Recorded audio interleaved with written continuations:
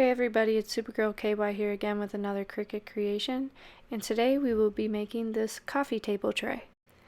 I found this image and I blew it up to the size that I wanted it.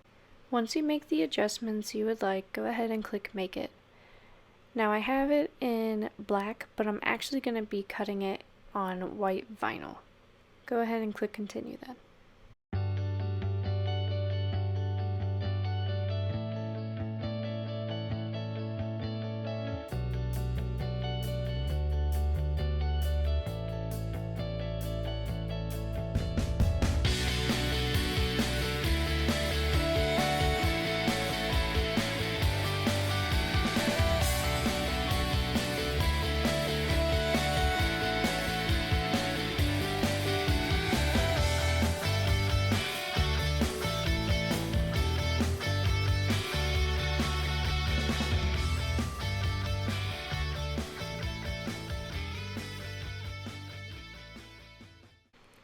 Once everything was all cut, I went ahead and laid it out, and it was actually really easy to weed this.